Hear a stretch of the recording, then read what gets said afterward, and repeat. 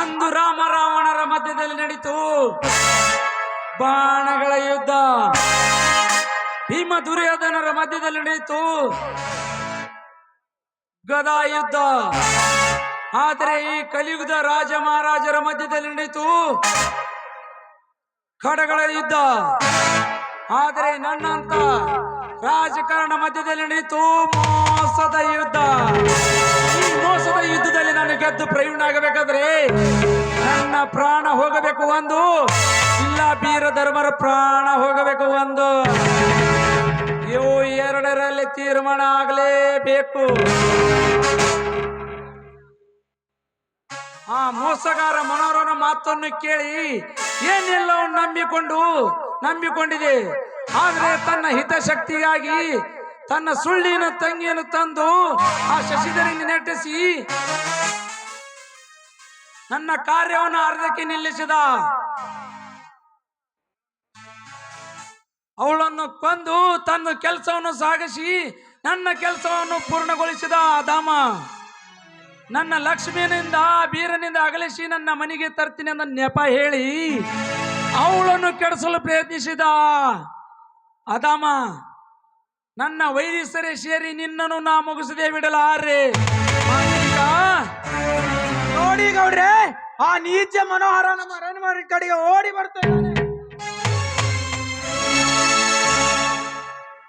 ಘಾತವಾಯ್ತು ಗೌಡ್ರೆ, ಘಾತವಾಯ್ತು.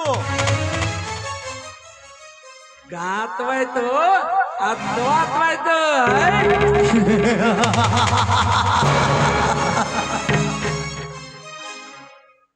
ಲಾವಣ್ಣನು ಉಳಿದ ಕೆಲಸ ಮುಗಿಸಲಿಕ್ಕೆ ಅವಳ ಹತ್ರ ಹೋಗಿದ್ದೇನೆ. ಆ ಶಶಿಧರನು ನನ್ನನ್ನು ಕೊಲ್ಲಲು ಪ್ರಯತ್ನಿಸಿದ್ದಾನೆ. ಅವಳನ್ನು ನಾನೇ ಕೊಂದು ಕಿಸಿದ್ರ ಓಡಿ ಬಂದಿದ್ದೇನೆ. ನನ್ನನ್ನು ಕಾಪಾಡಿ. ಮತ್ಸಲೇ ಬಾಯಿಯೇನು ಪ್ರತಿಯೊಂದು ನನ್ನ ಕಾರ್ಯ ಅರ್ಧಕ್ಕೆ ನಿಲ್ಲಿಸಿ ಆ ಶಶಿಧರನಿಗೆ ಲಂಚನಿಗೆ ಹೆದರಿ ನನ್ನಲ್ಲಿಗೆ ಹೇಡಿಯಾಗಿ ಓಡಿ ಬಂದಿರುವೆ. ಮಗನೇ, ನೀನು ಸಾಮಾನ್ಯ ಮನುಷ್ಯನಲ್ಲ. ನಿನ್ನಂತ ಮೋಸಗಾರ ನನ್ನ ಗುಂಪಿನಲ್ಲಿ ಇರಬಾರದು. ಸಹೋದರ ಪ್ರತಿಕಾರ ಸಾಕೋ, ಇನ್ನ ಬೇಕು? ನೋಡ್ರಿ, ಸಿಟ್ಟಿನ ಗದ್ದಲ್ದಾಗ ಅಷ್ಟು ಗುಂಡ ಹಾಗೆ ಮಾಡ್ಬಿಡ್ರಿ. ಆದ್ರೂ ಪರವಾಗಿಲ್ಲ, ಈತ ಸಾಯ್ಲೇಬೇಕು. ಮುಂದೆ ಏನು ಮಾಡ್ಬೇಕು ಯೋಚನೆ ಮಾಡಿ ಗೌಡ್ರೆ.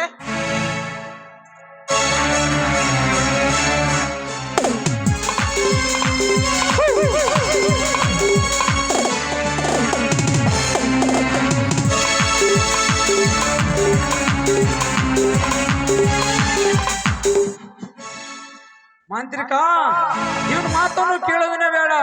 ತಡ ಮಾಡದೆ ನಿನ್ನ ಕತ್ತಿನಿಂದ ಇವನು ನೆತ್ತಿಯನ್ನು ಸೀಳಿ ಮನದೆಲ್ಲವನ್ನು ಹೊಳೆಯಲ್ಲಿ ಒಗೆದು ಬಿಡು. ಆಯ್ತು ದನಿ, ಈತ ನನ್ನ ಕಣ್ಣಿಗೆ ತಪ್ಪಿಸಿ ತುಪ್ಪ ಅನ್ಬೇಕೆಂದು ಅಪ್ಪಲೆ ಹೋಗಿ ದರಿದ್ರ ನನ್ನ ಮಗನು ಈಗಲೇ ಕೊಂದು ಹಾಕುತ್ತೀನಿ. ಜೈ ವೀರಭದ್ರ.